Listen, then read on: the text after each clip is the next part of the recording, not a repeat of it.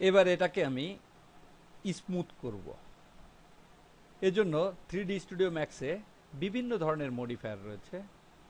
খুব সহজে এবং দ্রুত স্মুথ করার জন্য এখান থেকে আমি টার্বো স্মুথ মডিফায়ারটি ব্যবহার করব।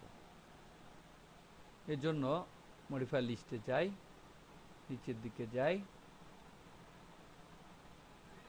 দেখতে পাচ্ছি টার্বো স্মুথ মডিফায়ার, এটা নির্বাচন করি। দেখতে পাচ্ছি চার পাশ দিয়ে এভাবে মডিফাই হয়ে গেছে, দেখতে পাচ্ছি। অর্থাৎ এর মাধ্যমে উপর থেকে এভাবে রেডিয়াস হয়েছে, দেখতে পাচ্ছি চার পাশ দিয়ে এভাবে স্মুথ হয়ে গিয়েছে। এই কর্নারগুলো, নিচু কর্নারগুলো স্মুথ হয়ে গিয়েছে। এখন আমি এখানে দেখতে চাই কতগুলো পলিগন এখানে রয়েছে, অর্থাৎ টোটাল এই ভিউপোর্টে কতগুলো পলিগন রয়েছে। এই পলিগন দেখার জন্য কিবোর্ড থেকে 7 অর্থাৎ 7 এই কিটা প্রেস করতে হবে। আমি কিবোর্ড থেকে 7 কিটা প্রেস করি। দেখতে পাচ্ছি বাম পাশে দেখাচ্ছে কতগুলো পলিগন এখানে রয়েছে এবং কতগুলো ভার্টেক্স এখানে রয়েছে। অর্থাৎ ভিউপোর্টের বামে এবং উপরে এই স্ট্যাটিস্টিক্সটা দেখাবে। বাই ডিফল্ট এখানে পুরা সিনের মধ্যে কতগুলো পলিগন রয়েছে সেটা দেখাচ্ছে।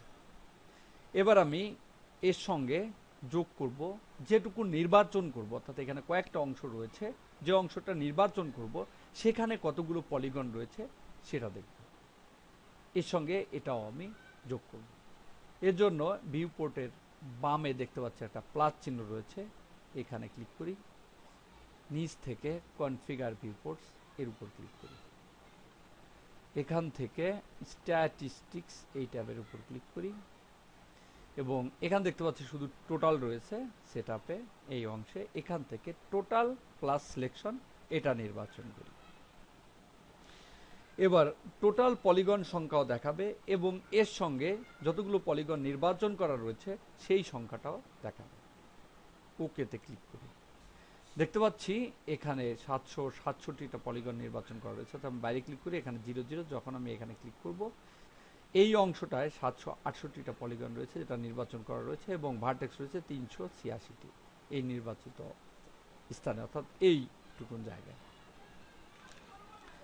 এখান থেকে ইটারেশন চেঞ্জ করলে এটাও চেঞ্জ হয়ে যায়। দেখতে পাচ্ছি ইটারেশন রয়েছে 1, আমি এখানে 2 করে দেই। সংখ্যা দাঁড়িয়ে এখানে হয়েছে 3072। অর্থাৎ যে সংখ্যাটা থাকবে এখানে 1 বৃদ্ধি করাতে তার সঙ্গে 4 যোগ হয়েছে। এখানে 1 ছিল, এখানে যে সংখ্যাটা ছিল 2 করার পরে সেই সংখ্যার সঙ্গে 4 গুণ হয়েছে। 4 গুণ হয়ে যেহেতু চারপাশেই বৃদ্ধি পেয়েছে তাই 4 গুণে এখানে সেই সংখ্যাটা বসিয়ে দিয়েছে।